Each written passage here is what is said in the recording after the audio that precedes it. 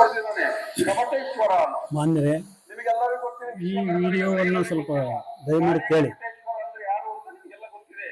ಅವನ ವಚನಾಂಕಿತ ಮತ್ತು ಆರಾಧ್ಯ ದೈವ, ಬಸವಣ್ಣನ ಮಗನ ವಚನಾಂಕಿತ ಮತ್ತು ಆರಾಧ್ಯ ದೈವ ಕಮಟೇಶ್ವರ. ಕಮಟೇಶ್ವರ ಅಂದ್ರೆ ಯಾರು ಅಂತ ಹೇಳಿದ್ರೆ ಕಮ್ಮಟ, ಕಮ್ಮಟದ ಹೆಚ್ಚಿನ ಒಡೆಯರು. ಯಾರು ನಾಣ್ಯಗಳನ್ನ ಅದೇ ಪ್ರಿಂಟ್ ಆಗ್ತಾ ಇದ್ರು, ಕಮ್ಮಾರಿಕೆಯನ್ನು ಮಾಡ್ತಾ ಇದ್ರು, ಇವರು ಶಸ್ತ್ರಾಸ್ತ್ರಗಳನ್ನು ತಯಾರು ಮಾಡ್ತಿದ್ರು. ಇವೆಲ್ಲವನ್ನು ನಡೆಯುವಂಥದ್ದು ಕಮ್ಮಟದಲ್ಲಿ. ಕಮ್ಮಟ ಅಂದ್ರೆ ಕುಲಿಮೆ. ಅದಕ್ಕೆ ಕಮಟೇಶ್ವರ ಅವರ ಆರಾಧ್ಯ ದೈವವಾಗಿದ್ದ. ಇಂಥ ಎಲ್ಲ ವಿಚಾರಗಳು ಚನ್ನ ಬಸವಣ್ಣ ಏನ್ ಹೇಳ್ತಾನೆ, ಸತ್ವಜಾತ, ರಾಮದೇವ, ಅಘೋರ, ಸತ್ಪುರುಷ ಇವರೆಲ್ಲರ ಆದಿಲಿಂಗ, ಅನಾದಿ ಶರಣ ಇವರೆಲ್ಲರ ಸಾಕ್ಷಿಯಾಗಿ ಕೂಡಲ ಚನ್ನ ಸಂಗಯನೇ ವಿಶ್ವಕರ್ಮ ಜಗದ್ಗುರು ಅಂತ ಹೇಳ್ತಾರೆ ನನ್ನ ವಚನದಲ್ಲಿ. ಇದು ನಮಗೆ ಗೊತ್ತಿರಲಿಲ್ಲ. ಹಾಗಾಗಿ ಕಮಟೇಶ್ವರ ಅಂತಂದಾಗ ಇಲ್ಲಿವರೆಗೆ ಸಂಶೋಧನೆ ಮಾಡಿದಂಥವ್ರನ್ನು ಪರಿಗಣಿಸಲಿಲ್ಲ. ಕಮಟೇಶ್ವರ ದೇವರ ಆರಾಧನೆ ನಡೆದಿರುವಂಥದ್ದು ಸುಮಾರು 6ನೇ ಶತಮಾನದಿಂದ ನಮಗೆ ಶಾಸನಗಳಲ್ಲಿ ಸಿಗುತ್ತೆ. ಅದನ್ನ ದೇವಸ್ಥಾನ ಕಟ್ಟುವಂಥವ್ರು ಮತ್ತು ಆರಾಧನೆ ಮಾಡತಕ್ಕಂಥವ್ರು ವಿಶ್ವಕರ್ಮರೇ ಆಗಿದ್ರು. ಇವರು 5 ಏನು ಉದ್ಯೋಗಗಳನ್ನು ಮಾಡ್ತಾ ಇದ್ದಾರಲ್ಲ, ಕಟ್ಟಿಗಾರರಾಗಿರ್ಬೋದು, ಶಿಲ್ಪಿಗಳಾಗಿರ್ಬೋದು, ಅಡಿಗೆಯರಾಗಿರ್ಬೋದು, ಅರ್ಥಸಾಲಿಗರು, ಕಮ್ಮಾರು, ಇವರೆಲ್ಲರೂ ಸೇರಿ ಕಮಟೇಶ್ವರ ದೇವಸ್ಥಾನಗಳನ್ನು ಕಟ್ಟಿಸ್ತಾರೆ, ದಾನದತ್ತಿಗಳನ್ನು ಕೊಡ್ತಾರೆ. ಮತ್ತೆ ರಾಜರು ಬಂದು ಅದಕ್ಕೆ ದಾನದತ್ತಿಗಳನ್ನು ಕೊಡ್ತಾರೆ. ಈ ರೀತಿಯಾದಂತ ಬಸವಣ್ಣ ಇನ್ನೊಂದು ಬಹಳ ಆಶ್ಚರ್ಯಕರವಾದಂತ ವಿಚಾರ ಅಂತ ಹೇಳಿದ್ರೆ, ಬಸವಣ್ಣನ ಹತ್ತಿರ ತಂದು ಇಡ್ತೀನಿ ಅಂತ ಹೇಳಿದ್ರೆ, ಈ ಒಂದು ಬದಲಾವಣೆಗೆ ಕಾರಣಕರ್ತರು ಯಾರು ಅಂತ ಹೇಳಿದ್ರೆ 3 ಜಾತಿ ಪೀಠದವರು. ನಾವು ಅವ್ರಿಗೆ ಬಿಟ್ಟಿದ್ದೇವೆ. ಅದು ಸಂಶೋಧನೆ ಮೊದಲು ಆಗ್ಬೇಕಾಗಿದೆ. ಅತ್ಯಂತ ಕಟ್ಟುನಿಟ್ಟಿನ ನಿಷ್ಠೆಯಿಂದ ಬಂದಂತ ಯಾವುದೇ ಈ ರೀತಿಯಾಗಿ ಸಮಾನತೆಯೂ ಕೂಡ ಅವರು ಒಪ್ಪಿಕೊಂಡಿದ್ದಾರೆ. ಕಾಳಾಮುಖ ಪರಂಪರೆಯವರು ಬಸವಣ್ಣನ ಒಂದು ಕರೆಗೆ ಹೋಗುವಂತ ಯಾರು ಬರಲಿಲ್ಲ. ಆದರೆ ಬಂದಂತವ್ರು ಯಾರು ಅಂತ ಹೇಳಿದ್ರೆ 3 ಜಾತಿ ಪೀಠದವರು. 3 ಜಾತಿ ಪೀಠ. ಅದಕ್ಕಾಗಿಯೇ ಏಕಾಂತರಾಮಯ್ಯ ಯಾರು ಹೇಳ್ಬಿಡ್ತಾರ ಬ್ರಾಹ್ಮಣ ಅಂತ ಹೇಳಿ. ಶಾಸನದೊಳಗೆ ಬ್ರಾಹ್ಮಣ ಅಂತ ಬಂದ ತಕ್ಷಣ ನಾವೇನ್ ಹೇಳ್ತೇವೆ, ಆ ಬ್ರಾಹ್ಮಣ ಖಂಡಿತವಾಗಿ ಅಲ್ಲ. ಬ್ರಾಹ್ಮಣರು ಅಂತ ಹೇಳಿದ್ರೆ ಬಂದಾಗ ನಮಗೆ ಗೊತ್ತಾಗಿಲ್ಲದು. ಅವು ಎಲ್ಲವೂ ಕೂಡ ಬಹಳ ಸೂಕ್ಷ್ಮವಾಗಿ ಅಧ್ಯಯನ ಮಾಡಬೇಕಾಗತ್ತೆ. ಏಕಾಂತರಾಮಯ್ಯ ಆಳಂದಿನವನು ಅವನ ಗೋಚಾರ ಮನೆತನಕ್ಕೆ ಸಂಬಂಧಪಟ್ಟವನು. ಗೋಚಾರ ಅಂದ್ರೆ ಯಾರು? ಬರೆದ್ಬಿಟ್ಟ ಬ್ರಾಹ್ಮಣರು ಅಂತ. ಅವನು ಬಂದು ತನ್ನ ರುಂಡವನ್ನೇ ಕಡ್ಕೊಳ್ತಾನೆ. ಅಬಲೂರಿಗೆ ಬಂದು ಕಡ್ಕೊಂಡಾಗ ಇದರಲ್ಲಿ ಭಾಗವಹಿಸಿದಂಥವ್ರು ಯಾರು ಅಂತ ಹೇಳಿದ್ರೆ 3 ಜಾತಿ ಪೀಠದ 3 ಜಾವೀಶ್ವರರು ಅವರು ಬರ್ತಾರೆ. ಅದ್ರ ಜೊತೆಗೆ ಬಸವಣ್ಣ ಬರುವಂತದ್ದನ್ನು ಶಾಸ್ತ್ರ ನಿಯೋಜನೆ ಪಂಡಿತ ಬರೀತಾನೆ. ಬಸವಣ್ಣ ತನ್ನ 63 ಪುರಾತನರನ್ನು ಕರೆದುಕೊಂಡು ಬಂದಂತೆ. ಬಸವಣ್ಣನೊಂದು ಗುಂಪಿತ್ತು ಎಲ್ಲಾ ಶರಣರು, 63 ಪುರಾತನರು. ಬಸವಣ್ಣನ ಪರಂಪರೆಯಲ್ಲಿರ್ತಕ್ಕಂಥ ಹಾಲದಸದಿ ದೇವ ಮುನಿ ಇವನು ಅರ್ಜುನವಾಡ ಶಾಸನದಲ್ಲಿ ಅವನು ತಾವು ಯಾರು ಅಂತ ಹೇಳಿದ್ರೆ ತಮ್ಮ ಮನೆತನದವರು 63 ಪುರಾತನರನ್ನು ಪೂಜೆ ಮಾಡುವವರು. ನಾನೇನ್ ತಿಳ್ಕೊಂಡೆ, ಇಲ್ಲೋ ತಮಿಳುನಾಡಿನಲ್ಲಿ ಒಂದು 63 ಪುರಾತನರು ಇರಬೇಕು, ಅದಕ್ಕೆ ಅದನ್ನು ಹೇಳ್ಕೊಂಡಿದ್ದಾರೆ. ಇಲ್ಲ, ಬಸವಣ್ಣನ ಜೊತೆಗಿರ್ತಂತ 63 ಪುರಾತನರನ್ನು ಪೂಜ್ಯ ಭಾವನೆ ಅಂತ ನೋಡುವಂಥವ್ರು, ಪೂಜೆ ಮಾಡುವಂಥವ್ರು ಅನ್ನುವಂಥದ್ದನ್ನ ಹೇಳ್ಕೊಂಡಿದ್ದಾನೆ. ಹೀಗಾಗಿ ಈ ಪುಸ್ತಕ ಇದು ಸಾರ್ವಜನಿಕವಾಗಿ ವಿಮರ್ಶೆಗಳು ಕೂಡ ಇದನ್ನು ಬಿಡಲಾಗಿದೆ. ಇದು ನಾವು ತಿಳ್ಕೊಳ್ಬೇಕು. ನಮ್ಮ ಪರಂಪರೆ ಏನಿತ್ತು, ವಿಶ್ವಕರ್ಮ ಪರಂಪರೆ, ಇಷ್ಟು ಶಾಸನಗಳು, ಇಷ್ಟು ಸಾಹಿತ್ಯ, ಇಷ್ಟೆಲ್ಲ ಇದ್ದರೂ ಸಹಿತ ಯಾವುದೇ ಒಂದು ಇಲ್ಲಿವರೆಗೂ ನಮಗೂ ಕೂಡ ಗೊತ್ತಾಗಿರ್ಲಿಲ್ಲ. ಇನ್ನೂ 1 ತಲೆಮಾರು, ಇನ್ನೂ 5 ತಲೆಮಾರ ಅಧ್ಯಯನ ಮಾಡಿದರೂ ಮುಗಿದೇ ಇರುವಂಥದ್ದು. ಕಾರಣ ಏನಂತ ಹೇಳಿದ್ರೆ, ಇಲ್ಲಿ ದೇವಸ್ಥಾನಗಳ ನಿರ್ಮಾಣ, ಶಸ್ತ್ರಾಸ್ತ್ರಗಳ ನಿರ್ಮಾಣ, ಬಂಗಾರ ಆಭರಣಗಳ ನಿರ್ಮಾಣ, ಇವೆಲ್ಲವುಗಳು ಕೂಡ ವಿಶ್ವಕರ್ಮರ ಮಾಡಿದ್ದಾರೆ. ಅಷ್ಟೇ ಅಲ್ಲ, ಅವರು ಸಂಸ್ಕೃತ ಪಂಡಿತರು ಕೂಡ ಆಗಿದ್ರು.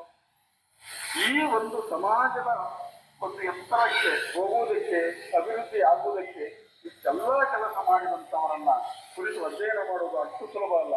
ಈಗ ದೇವಸ್ಥಾನಗಳನ್ನು ನೋಡಬಹುದು, ಶಾಸನ ಕೆತ್ತಿದವರು ಇವರೇ, ಅನೇಕ ಶಾಸನಗಳನ್ನು ಬರೆದವರು ಇವರೇ. ಇವೆಲ್ಲವೂ ಕೂಡ ಬರೆಯಕ್ಕೆ ಮುಚ್ಚೋಗಿ ಇದನ್ನು ಹೊರಗೆ ತರಬೇಕು, ಅಧ್ಯಯನ ಮಾಡಬೇಕು, ಸಮಾಜಕ್ಕೆ ತಿಳಿಸಬೇಕಾಗಿದೆ. ಆದ್ರಿಂದ ಇಲ್ಲಿಯವರೆಗೂ ಬಸವಣ್ಣ ಬ್ರಾಹ್ಮಣರು ಅಂತ ಹೇಳ್ತಾ ಇದ್ರಲ್ಲ, ಯಾವ ದಾಖಲೆಯೂ ಕೂಡ ಆಗಿಲ್ಲ ಬ್ರಾಹ್ಮಣರು ಅಂತ ಹೇಳೋದಕ್ಕೆ. ಅವನು ವಿಶ್ವಕರ್ಮನಾಗಿದ್ದ ನನ್ನಕ್ಕೆ ನೂರಾರು ದಾಖಲೆಗಳು ಇಲ್ಲಿ ಸಿಗ್ತವೆ. ಆದ್ರಿಂದ ಇದನ್ನ ವಿಭಿನ್ನವಾಗಿ ಇದನ್ನು ಗುರುತಿಸಲಾಗಿದೆ. ಎಲ್ಲರೂ ಕೂಡ ಈ ಪುಸ್ತಕವನ್ನು ಅಧ್ಯಯನ ಮಾಡಿ ಬಸವಣ್ಣನವರಿಗೆ ಮಗ ಇದ್ದ ಬಾಲಸಂಗಣ್ಣ ಅವನ ದೇವರು ಯಾರು, ಇಷ್ಟಲಿಂಗ ಯಾರು, ಅವನ ವಚನಗಳನ್ನ ಬರೆದಿದ್ದಾನೆ.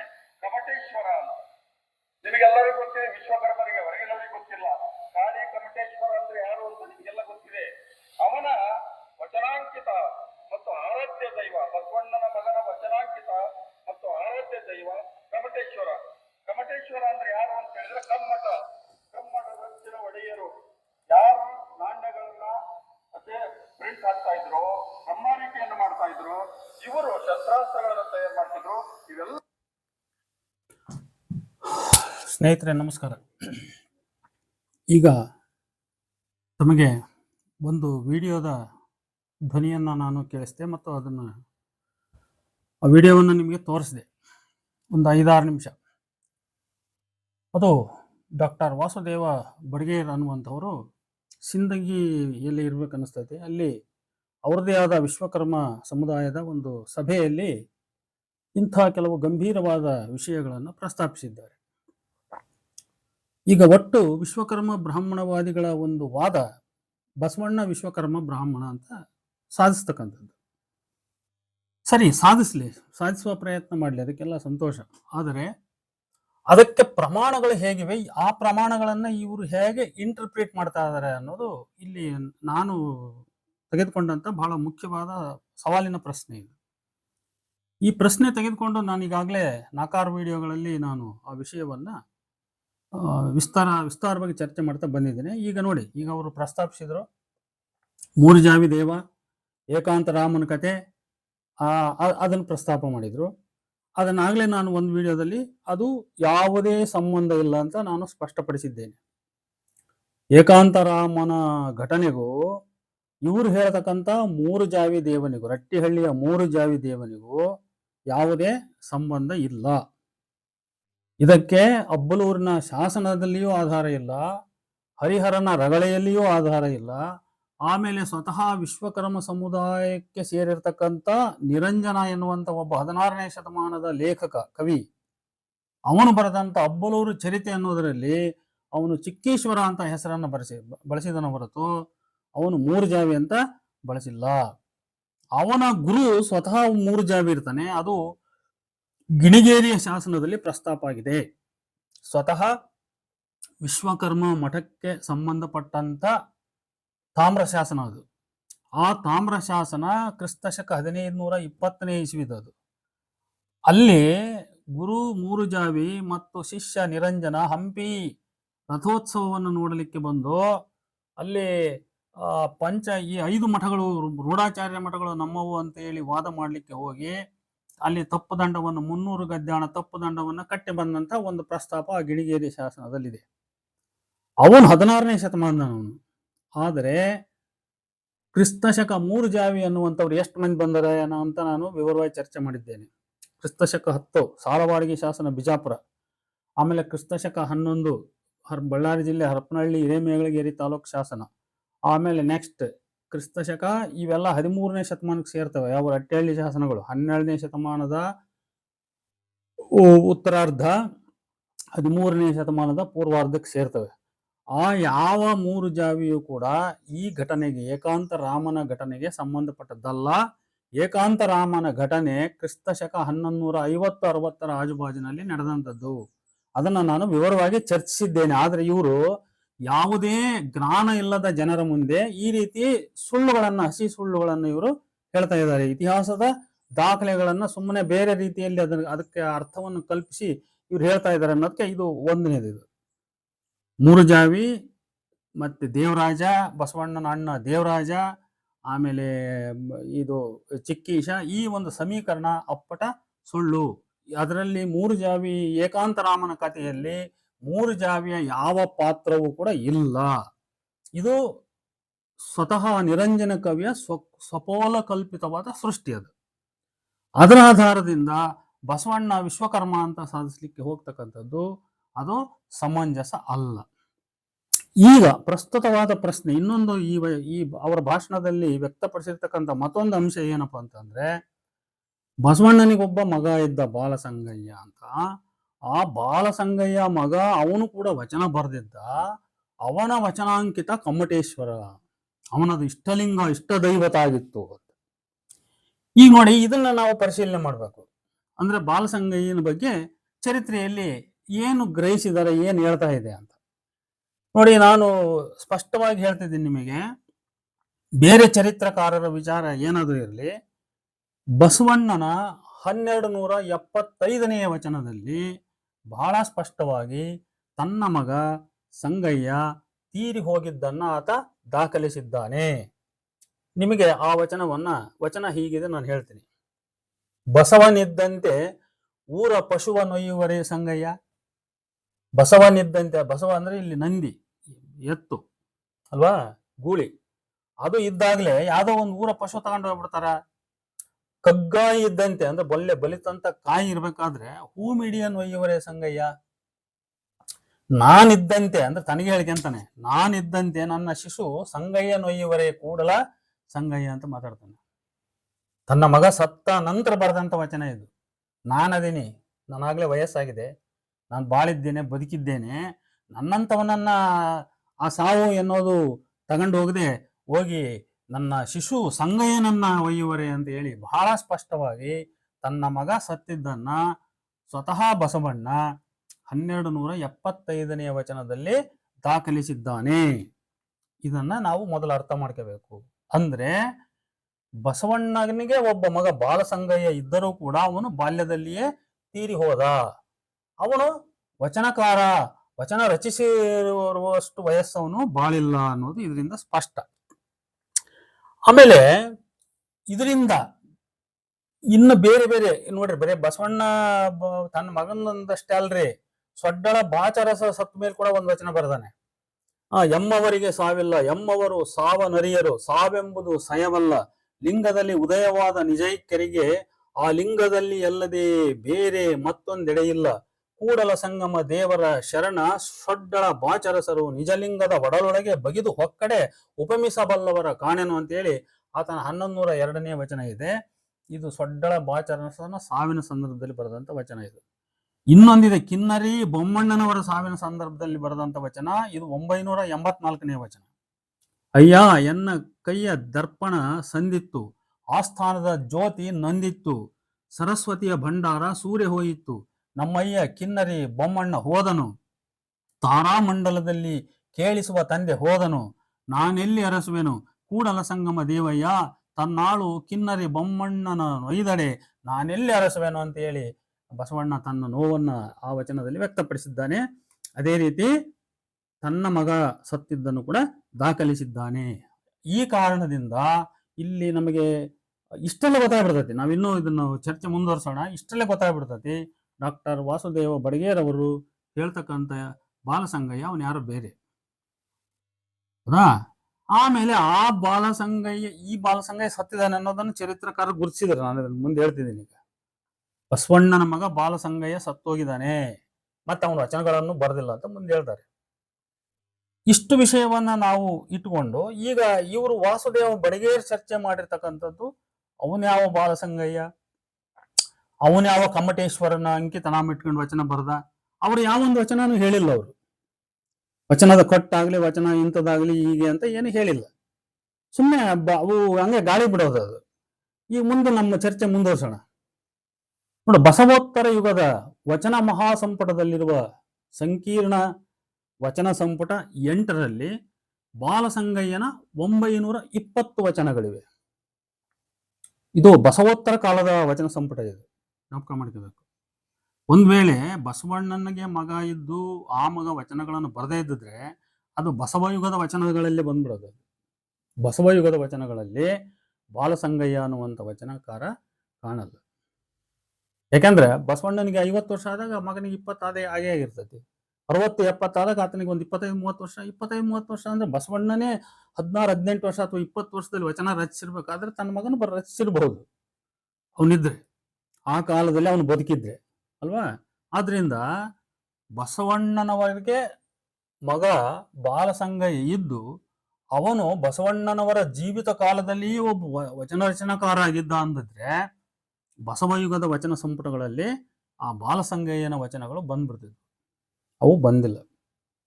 ಇದು ಬಾಲಸಂಗಯ್ಯ ಅವನು ಬಹಳ ಕಿರಿಯನಿದ್ದಾಗಲೇ, ಬಹಳ ಚಿಕ್ಕ ವಯಸ್ಸು, ಒಂದು 4-5 ವರ್ಷದನಿದ್ದಾಗಲೇ ತೀರ್ಕೊಂಡು ಹೋಗಿರ್ಬೋದು. ಅದು ಅವನು ಶಿಶು ಅಂತ ಹೇಳಿದಾನೆ ಅಲ್ವಾ, ತನ್ನ ಮಗ ಶಿಶು ಅಂತ ಹೇಳಿದಾನೆ ಅಂದ್ರೆ ಚಿಕ್ಕ ಬಾಲಕ ಇದ್ದಾಗಲೇ ಸತ್ತೋಗಿದ್ದಾನೆ ಅವನು. ಹೀಗಾಗಿ ಬಾಲಸಂಗಯ್ಯ ಅಂತಕ್ಕಂಥವನು ವಚನವನ್ನ ರಚಿಸಿಲ್ಲ, ಅವನು ತೀರಿ ಹೋಗಿದ್ದಾನೆ. ಇದು ಒಂದು ನಿರ್ಣಯ. ಇನ್ನೊಬ್ಬ ಬಾಲಸಂಗಯ್ಯ ಅದಾನಲ್ಲ, ಅವನು ಯಾವ ಕಾಲದವನು? ಅವನು ಬಸವೋತ್ತರ ಯುಗದ. ಅದರ ಬಗ್ಗೆ ಒಂದಿಷ್ಟು ನಾವು ಬೇರೆ ವಿದ್ವಾಂಸರನ್ನ ನಾನು ಸಂಪರ್ಕಿಸಿ ತಿಳಿಲಿಕ್ಕೆ ಪ್ರಯತ್ನ ಮಾಡಿದೆ. ಓದೋದೊಂದಿರ್ಲಿ, ಅವ್ರ ಅನುಭವಗಳು ಬೇರೆ ಏನಾದ್ರು ಹೇಳ್ಬೋದೇ ಅಂತ. ಅವರು ಅದಕ್ಕೆ ಉತ್ತರ ಕೊಡ್ಲಿಲ್ಲ. ಇರ್ಲಿ, ಪರವಾಗಿಲ್ಲ. ಕೆಲವು ವಿಷಯಗಳನ್ನ ತಿಳಿದದ್ದರ ಆಧಾರದ ಮೇಲೆ ಕೆಲವು ವಿಷಯಗಳನ್ನ ನಾನು ಪ್ರಸ್ತಾಪ ಮಾಡ್ತೀನಿ. ನೋಡಿ, ಬಾಲಸಂಗಯ್ಯ ಬಸವೋತ್ತರ ಯುಗದ ಒಬ್ಬ ಮಹತ್ವದ ವಚನಕಾರ. ಈತನ ಹೆಸರು, ಕಾಲ, ಜೀವನ ಸಂಗತಿಗಳ ಬಗೆಗೆ ಇದುವರೆಗೆ ಸ್ಪಷ್ಟವಾದ ಚಿತ್ರ ಮೂಡಿ ಬಂದಿಲ್ಲ ಅಂತೇಳಿ ಪುಟ 683 ಬಸವೋತ್ತರ ಯುಗದ ವಚನ ಮಹಾಸಂಪುಟ 2 ಇದರಲ್ಲಿ ಈ ಭಾಗಕ್ಕೆ ಪ್ರಸ್ತಾವನೆ ಬರೆದಂತ ಡಾಕ್ಟರ್ ವೀರಣ್ಣ ರಾಜೂರು ಅಂತಕ್ಕಂಥವ್ರು ಬರೆದಿರ್ತಕ್ಕಂಥ ಮಾತುಗಳಿವು. ಈಗ ನಾನು ಮುಂದೆ ಹೇಳ್ತಕ್ಕಂಥದ್ದು ಅವರ ಪ್ರಸ್ತಾವನೆಯಿಂದ ತೆಗೆದುಕೊಂಡಂತ ಮಾಹಿತಿ. ಈ ಸಂಪುಟದ ಬಾಲಸಂಗಯ್ಯನ ವಚನಗಳು ಭಾಗದಲ್ಲಿ 920 ವಚನಗಳಲ್ಲಿಯೂ ಪ್ರಯೋಗಿಸಲ್ಪಟ್ಟ ಅಂಕಿತ ನಾಮ ಯಾವುದು ಅಂತ ಹೇಳಿದ್ರೆ ಅಪ್ರಮಾಣ ಕೂಡಲ ಸಂಗಮ ದೇವ ಎಂದಿದೆಯೋ ಹೊರತು ಕಮಟೇಶ್ವರ ಅಂತ ಇಲ್ಲ. ಅಲ್ಲೂ ಬಾಲಸಂಗಯ್ಯ ಅದಾನೆ, 920 ವಚನಗಳಿದಾವೆ. ಆ 920 ವಚನಗಳ ಅಂಕಿತ ನಾಮ ಯಾವುದು ಅಂತ ಹೇಳಿದ್ರೆ ಅಪ್ರಮಾಣ ಕೂಡಲ ಸಂಗಮ ದೇವ, ಕಮಟೇಶ್ವರ ಅಂತ ಇಲ್ಲ. ಈ ಅಪ್ರಮಾಣ ಕೂಡಲ ಸಂಗಮ ದೇವ ಎಂಬ ಅಂಕಿತದ ವಚನಗಳ ಕಟ್ಟುಗಳದೇ ಒಂದು ಇತಿಹಾಸ ಇದೆ. ಅದನ್ನು ಅವರು ಬಹಳಷ್ಟು ವಿವರವಾಗಿ ಚರ್ಚಿಸಿದ್ದಾರೆ. ನಾನು ಅದೆಲ್ಲ ಅನವಶ್ಯ ಅನಿಸಿದ್ರು ಕೂಡ ಓದುವರಿಗೆ, ಕೇಳುವರಿಗೆ ಒಂದು ವಿಶ್ವಾಸ ಬರಬೇಕು. ನಾವು ಮಂಡನೆ ಮಾಡತಕ್ಕಂಥ ವಿಷಯದಲ್ಲಿ ಎಷ್ಟು ಒಂದು ಅಥೆಂಟಿಸಿಟಿ ಇದೆ, ಪ್ರಾಮಾಣಿಕತೆ ಇದೆ ಅನ್ನೋದನ್ನ ಬಹಳ ಟ್ರಾನ್ಸ್ಪರೆಂಟ್ ಆಗಿ ನಾನು ಓದುಗರಿಗೆ, ಕೇಳುಗರಿಗೆ ಅವರ ಗಮನಕ್ಕೆ ತರಬೇಕಂತ ನಾನು ಕೆಲವು ವಿಷಯಗಳನ್ನು ಪ್ರಸ್ತಾಪ ಮಾಡ್ತಾ ಇದ್ದೇನೆ. ದಯಮಾಡಿ ಕೇಳಿ. ಈ ಒಂದು ಇತಿಹಾಸ ಏನಂದ್ರೆ ಅದನ್ನು ಸ್ಥೂಲವಾಗಿ ಹೇಳ್ತೇನೆ, ಬಹಳ ದೊಡ್ಡದಾಗಿ ಚರ್ಚೆ ಮಾಡ್ತಾ ಹೋಗಿದ್ದಾರೆ ಅವರು. ಈ ಅಪ್ರಮಾಣ ಕೂಡಲ ಸಂಗಮ ದೇವ ಅಂಕಿತದ 35 ವಚನಗಳುಳ್ಳ ಶಿಖಾರತ್ನ ಪ್ರಕಾಶ ಎಂಬ ಕೃತಿ 1883ರಲ್ಲಿ ಪ್ರಕಟವಾಗಿದೆ. ಶಿಖಾರತ್ನ ಪ್ರಕಾಶ 35 ವಚನ ಉಳ್ಳದ್ದು. ಇದರ ಕರ್ತೃ ಕೂಡಲ ಸಂಗಮಾವಧೂತ. ಯಾವುದೋ ಅಪ್ರಮಾಣ ಕೂಡಲ ಸಂಗಮ ದೇವ ಅಂಕಿತದ 35 ವಚನಗಳನ್ನುಳ್ಳಂಥ ಶಿಖಾರತ್ನ ಪ್ರಕಾಶ ಎಂಬ ಕೃತಿ 1883ರಲ್ಲಿ ಪ್ರಕಟವಾಗಿದ್ದು, ಇದರ ಕರ್ತೃ ಕೂಡಲ ಸಂಗಮಾವಧೂತ. ಅದೇ ವಚನಾಂಕಿತದ 590 ವಚನಗಳ ಸರ್ವಾಗಮ ಶಿಖಾಮಣಿ ಎಂಬುದು ಕೂಡ ಒಂದಿದೆ. ಇದರ ಕರ್ತೃ ತಿಳಿದಿಲ್ಲ ಯಾರು ಅಂತ.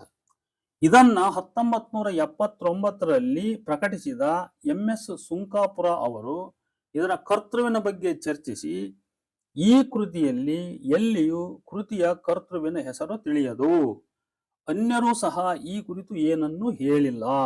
ಆದರೆ ಈ ಸರ್ವಾಗಮ ಶಿಖಾಮಣಿಯ ವಚನಗಳ ಹಸ್ತಪ್ರತಿಯಲ್ಲಿ ಆದಿಯಲ್ಲಿ ಬಾಲಸಂಗಯ್ಯನ ವಚನಗಳು ಎಂದಿರುವುದನ್ನೇ ಆಧರಿಸಿ ಈ ವಚನಗಳಿಗೆ ಬಾಲಸಂಗಯ್ಯನ ವಚನಗಳು ಎಂದು ಕರೆಯುವುದು ರೂಢಿಗತವಾಗಿದೆ. ನಾವು ಈ ರೂಢಿ ಮಾತನ್ನೇ ನಂಬಿ ಈ ವಚನಗಳಿಗೆ ಬಾಲಸಂಗಯ್ಯನ ವಚನಗಳು ಎಂದು ಹೇಳಿದ್ದೇವೆ ಅಂತ ಅವರು ಬರೆದಿದ್ದನ್ನ ವೀರಣ್ಣ ರಾಜೂರವರು ದಾಖಲಿಸಿದ್ದಾರೆ. ಪುಟ 684. ಬೇರೆ ವಿದ್ವಾಂಸರೆಲ್ಲ ಇದನ್ನೇ ಒಪ್ಪಿಕೊಂಡಿದ್ದಾರೆ. ಆದರೆ PM ಗಿರಿರಾಜು ಮಾತ್ರ ತಮ್ಮಲ್ಲಿರುವ ಅಪ್ರಮಾಣ ಕೂಡಲ ಸಂಗಮ ದೇವ ಎಂಬ ಅಂಕಿತದ 815 ವಚನಗಳನ್ನುಳ್ಳ ಸಕಲಾಗಮ ಶಿಖಾಮಣಿಯ ಹಸ್ತಪ್ರತಿಯನ್ನ ಗಮನಿಸಿ, ಅಪ್ರಮಾಣ ಕೂಡಲ ಸಂಗಮ ದೇವ ಎಂಬ ಅಂಕಿತವು ಅಪ್ರಮಾಣ ದೇವರದೇ ಹೊರತು ಬಾಲಸಂಗಯ್ಯನದಲ್ಲ ಅಂತ ಹೇಳ್ತಾರೆ. ಅವರೊಂದು ಭಿನ್ನಾಭಿಪ್ರಾಯ ತಮ್ಮದು.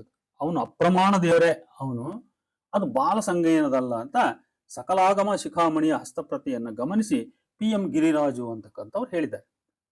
ಹೀಗೆ ಈ ಬಾಲಸಂಗಯ್ಯನ ವಚನಗಳ ಮತ್ತು ವಚನಾಂಕಿತದ ಕುರಿತು ವಿದ್ವಾಂಸರಲ್ಲಿ ಭಿನ್ನಾಭಿಪ್ರಾಯಗಳಿದ್ದಾವೆ ಅನ್ನೋದು ಇದರಿಂದ ಸ್ಪಷ್ಟ.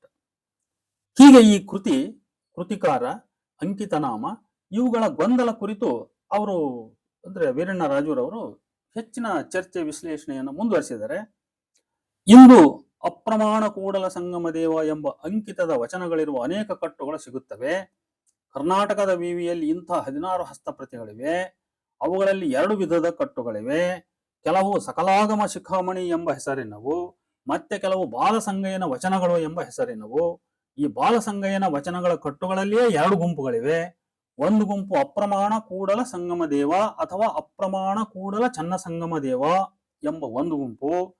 ಇನ್ನೊಂದು ಇದಕ್ಕೆ ಹೊರತಾದ ಬೇರೆ ಅಂಕಿತದ ವಚನಗಳು ಸೇರಿವೆ. ಉದಾಹರಣೆಗೆ 2939ನೇ ಕಾಗದದ ಪ್ರತಿಯಲ್ಲಿ ನಿಸ್ಸಂಗ ನಿರಾಳ ನಿಜಲಿಂಗ ಪ್ರಭುವೇ ಅಂಕಿತದ 11 ವಚನಗಳಿವೆ. ಬಾಲಸಂಗಯ್ಯನ ವಚನಗಳು ಈ ವಚನಗಳಿಗೆ, ಈ 11 ವಚನಗಳಿಗೆ ಬಾಲಸಂಗಯ್ಯನ ವಚನಗಳು ಎನ್ನಲಾಗಿದೆ. ಆದರೆ ಇವು ನಿರಾಲಂಬ ಪ್ರಭುದೇವರ ವಚನಗಳಾಗಿವೆ ಅಂತ ಹೇಳ್ತಾರೆ ಅವರು. ಹಾಗೆಯೇ ಶಾಂಭವಿ ಚಕ್ರ ನಿರ್ಣಯ ಎಂಬ ಬಸವಣ್ಣ ಪ್ರಿಯ ಚನ್ನಸಂಗಯ್ಯ ಎಂಬ ಅಂಕಿತದ ಒಂದು ವಚನದ ಕರ್ತೃ ಬಾಲಸಂಗಯ್ಯ ಎಂದು 3766ನೇ ಸಂಖ್ಯೆಯ ಕಾಗದದ ಪ್ರತಿಯಲ್ಲಿ ತಿಳಿಸಲಾಗಿದೆ. ಈ ವಚನದಲ್ಲಿ ವಿವರಿಸಲ್ಪಟ್ಟಂತೆ ಅವನ ಗುರು ಪರಂಪರೆ ಚನ್ನ ಸದಾಶಿವಯೋಗೀಶ್ವರ ಮೂಲಗುರು, ಇವನ ಶಿಷ್ಯ ಹರದನಹಳ್ಳಿ ಪ್ರಭುಲಿಂಗ ಸ್ವಾಮಿ, ಇವನ ಶಿಷ್ಯ ನಿಜಾನಂದ ಗುರು ಚೆನ್ನಯ್ಯ, ಅವರ ಗುರು ಸಿದ್ಧವೀರೇಶ್ವರ ದೇವರು, ಅವರ ಕರಕಮಲದಲ್ಲಿ ಉದಯವಾದವ ಬಾಲಸಂಗಯ್ಯ ನಾನು ಎಂದು ತಿಳಿದು ಬರುತ್ತದೆ. ಈ ವಚನವು ಭಿಕ್ಷದ ಸಂಗಯ್ಯನ ಹೆಸರಿನಲ್ಲಿ ಈಗಾಗಲೇ ಅದು ಪ್ರಕಟವಾಗಿದೆ. ಬಾಲಸಂಗಯ್ಯನ ವಚನಗಳು ಎಂಬ ಹೆಸರಿನ ಕೃತಿಗಳ ವಚನಗಳ ಸಂಖ್ಯೆಗಳಲ್ಲಿ ವ್ಯತ್ಯಾಸವಿದ್ದು, ಕಡಿಮೆ ಅಂದ್ರೆ 15, ಹೆಚ್ಚಂದ್ರೆ 35, ಹಿಂಗ ಒಂದು ವೇರಿಯೇಷನ್ ಇದೆ ಆ ಸಂಖ್ಯೆಗಳಲ್ಲಿ ಅಂತ. ಇವೆಲ್ಲ ಹೆಚ್ಚಾಗಿ ಕಾಗದದ ಪ್ರತಿಗಳಲ್ಲಿ ಇವೆ ಅಂತ ಅವ್ರು ಬರೆದರು.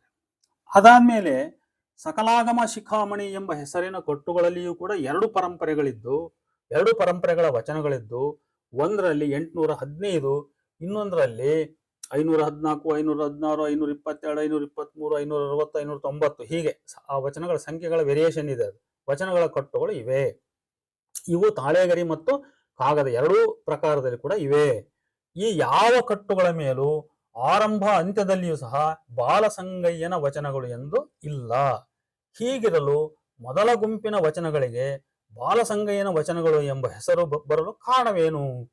ಇದಕ್ಕೆ ಪರಿಹಾರವನ್ನ ಮುಕ್ತಿ ಕಂಠಾಭರಣ ನೀಡುತ್ತದೆ ಅಂತ ಅವರು ಆ ಪ್ರಶ್ನೆ ಹಾಕೊಂಡು ಅದನ್ನ ಮುಕ್ತಿ ಕಂಠಾಭರಣದ ಕೃತಿಯನ್ನ ಪ್ರಸ್ತಾಪಿಸಿ ಮುಂದೆ ಚರ್ಚೆ ಮಾಡಿದರು. ಮುಕ್ತಿ ಕಂಠಾಭರಣ ಕೃತಿಯಲ್ಲಿ ಬಾಲಸಂಗಯ್ಯನ ಹೆಸರಲ್ಲಿ 20 ವಚನಗಳು ಸಂಕಲನಗೊಂಡಿವೆ. ಅವುಗಳ ಅಂಕಿತ ಅಗಮ್ಯ ಅಗೋಚರ ಅಪ್ರಮಾಣ ಕೂಡಲ ಸಂಗಮ ದೇವ ಎಂದಿದೆ. ಈ ವಚನಗಳನ್ನೇ ಗುರುಸಿದ್ಧ ದೇವ ಮತ್ತಿತರರು ತಮ್ಮ ಕೃತಿಗಳಲ್ಲಿ ಅಳವಡಿಸಿಕೊಂಡಿರುವರು. ಶಿಖಾರತ್ನ ಪ್ರಕಾಶ ಎಂಬ ಕೃತಿಯಲ್ಲಿಯೂ ಇವೇ ವಚನಗಳಿವೆ. ಇವುಗಳನ್ನ ಪ್ರತ್ಯೇಕಿಸಿ ಬಾಲಸಂಗಯ್ಯನ ವಚನಗಳು ಎಂದು ಪ್ರತಿ ಮಾಡುತ್ತಾ ಬಂದಿರುವರು. ಹೀಗೆ ಬಾಲಸಂಗಯ್ಯನ ವಚನಗಳ ಪರಂಪರೆಯೊಂದು ಹಸ್ತಪ್ರತಿಗಳಲ್ಲಿ ಬೆಳೆದು ಬಂದಿದೆ. ಸಕಲಾಗಮ ಶಿಖಾಮಣಿ ಹೆಸರಿನ ವಚನಗಳ ಕಟ್ಟುಗಳಲ್ಲಿ ಅಪ್ರಮಾಣ ಕೂಡಲ ಸಂಗಮ ದೇವ ಎಂಬ ಅಂಕಿತದ ವಚನಗಳಿದ್ದರೂ ಅವುಗಳಿಗೆ ಬಾಲಸಂಗಯ್ಯನ ವಚನಗಳು ಎಂದು ಕರೆಯದೆ ಇದ್ದುದರಿಂದಾಗಿ ಆ ಕಟ್ಟುಗಳ ಪರಂಪರೆಯೊಂದು ಬೇರೆಯಾಗಿ ಬೆಳೆಯುತ್ತಾ ಬಂದದ್ದು ಕಾಣುತ್ತದೆ. ಅಂದರೆ ಮುಕ್ತಿ ಕಂಠಾಭರಣ ಮತ್ತು ಸಕಲಾಗಮ ಶಿಖಾಮಣಿ ಈ 2 ಹೆಸರುಗಳಲ್ಲಿ ಸಂಕಲಿತವಾದ ವಚನಗಳು ಬಾಲಸಂಗಯ್ಯನ ವಚನಗಳು ಅಂತ ಅರ್ಥ ಆಯ್ತು. ಇನ್ನ ಮುಕ್ತಿ ಕಂಠಾಭರಣದಲ್ಲಿ ಈ ಬಾಲಸಂಗಯ್ಯನನ್ನ ಬಸವಣ್ಣ ಮತ್ತು ಗಂಗಾಂಬಿಕೆಯರ ಮಗನೆಂದು ಹೇಳಲಾಗಿದೆ. ಅವ್ರು ಬರೆದಂತ ಡಾಕ್ಟರ್ ವೀರಣ್ಣ ರಾಜೂರು ಬರೆದಂತ ಮಾತುಗಳಿವು. ಅದನ್ನೇ ಯಥಾವತ್ತಾಗಿ ನಾನು ಹೇಳ್ತಾ ಇದ್ದೇನೆ. ಮುಕ್ತಿ ಕಂಠಾಭರಣದಲ್ಲಿ ಬಾಲಸಂಗಯ್ಯನನ್ನ ಬಸವಣ್ಣ ಮತ್ತು ಗಂಗಾಂಬಿಕೆಯರ ಮಗನೆಂದು ಹೇಳಲಾಗಿದೆ. ಬಸವಣ್ಣನವರ ಮಗ ಬಾಲಸಂಗಯ್ಯ ಚಿಕ್ಕಂದಿನಲ್ಲಿಯೇ ಲಿಂಗೈಕ್ಯನಾದನೆಂಬ ಸಂಗತಿ ವೀರಶೈವ ಕಾವ್ಯ ಪುರಾಣ ಚರಿತ್ರೆಗಳಲ್ಲಿ ತಿಳಿದು ಬರುತ್ತದೆ. ಆದರೆ ಆತ ವಚನ ರಚನೆ ಮಾಡಿರುವನೆಂಬ ಬಗ್ಗೆ ಎಲ್ಲಿಯೂ ಉಲ್ಲೇಖವಿಲ್ಲ. ಬಹಳ ಸ್ಪಷ್ಟವಾಗಿ ಅವ್ರು ಹೇಳ್ತಾ ಇದ್ದಾರೆ, ಆತ ವಚನ ರಚನೆ ಮಾಡಿರುವನೆಂಬ ಬಗ್ಗೆ ಎಲ್ಲಿಯೂ ಉಲ್ಲೇಖವಿಲ್ಲ. ಹೀಗಾಗಿ ಈ ಹೇಳಿಕೆ ನಿರಾಧಾರವೆನಿಸುತ್ತದೆ.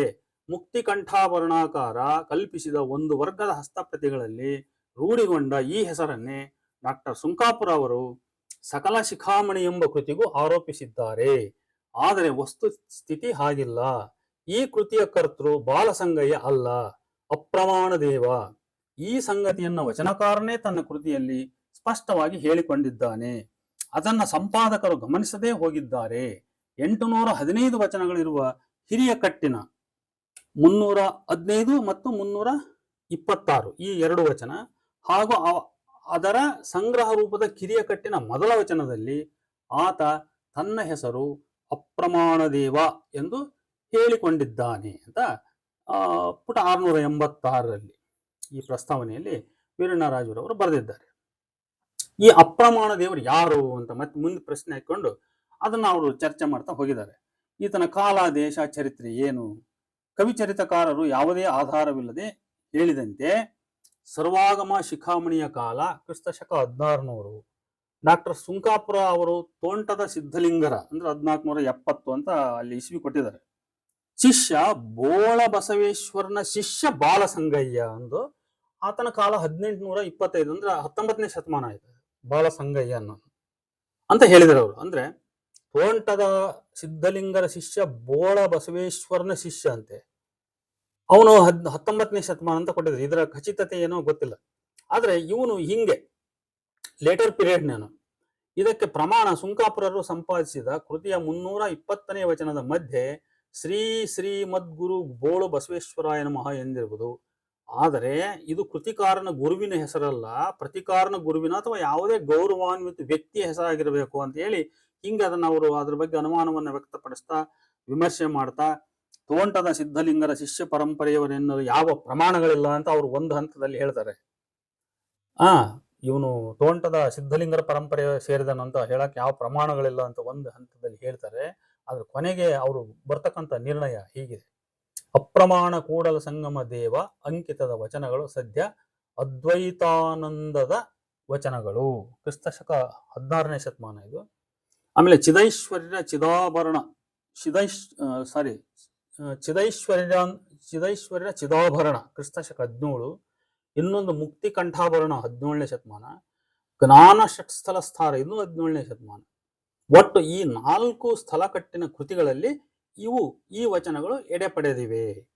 ಈ ಕೃತಿಗಳ ಕರ್ತೃಗಳೆಲ್ಲ ತೋಂಟದ ಸಿದ್ಧಲಿಂಗನ ಶಿಷ್ಯ ಪರಂಪರೆಗೆ ಸೇರಿದವರು. ಅಪ್ರಮಾಣ ದೇವನು ಈ ಸಂಕಲನಕಾರರಿಗಿಂತ ಪೂರ್ವದಲ್ಲಿದ್ದವನು. ಅಂದ್ರೆ ಈಗ 17ನೇ ಶತಮಾನ ಅಂದ್ರೆ ಅದಕ್ಕಿಂತ ಸ್ವಲ್ಪ ಹಿಂದೆ ಇದ್ದವನು. ಎಷ್ಟು ಪೂರ್ವ ಅಂದ್ರೆ ಒಂದು ಸ್ವಲ್ಪ ವಾಕ್ಯ ಗೊಂದಲ ಅಂತ ನನಗನ್ನಿಸ್ತಾ ಇದೆ. ಅವ್ರು ನೋಡಿ ಎಷ್ಟು ಪೂರ್ವ ಅಂತ ಬರೆದು ತೋಂಟದ ಸಿದ್ಧಲಿಂಗರಿಗಿಂತ ಪೂರ್ವದ ಅಂತ ಹೇಳ್ತಾರೆ. ತೋಂಟದ ಸಿದ್ಧಲಿಂಗರಿಗಿಂತ ಪೂರ್ವ ಅಂದ್ರೆ 15ನೇ ಶತಮಾನಕ್ಕಿಂತ ಹಿಂದ್ಕಾತದ. ಹಾಗೂ 101 ವಿರಕ್ತರ ನಂತರದ ಕಾಲ ಅಂದ್ರೆ ಇದು 15ನೇ ಶತಮಾನದ ಆ ನಂತರ ಅನ್ನಂಗಾಯ್ತು. ಹಾಗಾಗಿ ಇಲ್ಲಿ ಏನೋ ಅವರು ವಾಕ್ಯದ ಗೊಂದಲ ಮಾಡಿದ್ದಾರೆ ಅಂತ ನನಗೆ ಅನಿಸ್ತಾ ಇದೆ. ಇದು ಒಟ್ಟು ಮೇಲಿನ ಒಂದು ವಿಚಾರ ತಿಳಿಲಿಕ್ಕಾಗಿ 16-17ನೇ ಶತಮಾನದ ಸಂಕಲನಗಳನ್ನ ಏನು ಹೇಳಿದ್ದಾರೆ, ಆ ಕೃತಿಗಳ ಸಂಕಲನ ಯಾವ್ಯಾವುದು ಅಂದ್ರೆ ಚಿದೈಶ್ವರ್ಯ ಚಿದಾಭರಣ, ಮುಕ್ತಿ ಕಂಠಾಭರಣ, ಜ್ಞಾನ ಷಟ್ಸ್ಥಲ ಇವೆಲ್ಲ 17ನೇ ಶತಮಾನ. ಅದ್ವೈತಾನಂದದ ವಚನಗಳು ಅನ್ನೋದು ಅದು 16ನೇ ಶತಮಾನ. ಇದಕ್ಕಿಂತ ಸ್ವಲ್ಪ ಮುಂಚೆ ಅಂದ್ರೆ 16ನೇ ಶತಮಾನದ ಉತ್ತರಾರ್ಧ ಭಾಗ ಅಥವಾ 17 ಆ ಭಾಗದವನು ಇರಬಹುದು. ಒಟ್ಟು 16ನೇ ಶತಮಾನಕ್ಕೆ ಸೇರಿದವನು ಅಂತ ನಮ್ಗೆ ಅನಿಸ್ತಾ ಇದೆ. ಹಾಗಾಗಿ ಈ ಅಪ್ರಮಾಣ ದೇವನು ಹೆಜ್ಜೆ ಹೆಜ್ಜೆಗೂ ಸದ್ಗುರು ಸ್ವಾಮಿ ಎಂಬ ಸಂಬೋಧನೆ ಬರುತ್ತದೆ ಅವನ ವಚನಗಳಲ್ಲಿ.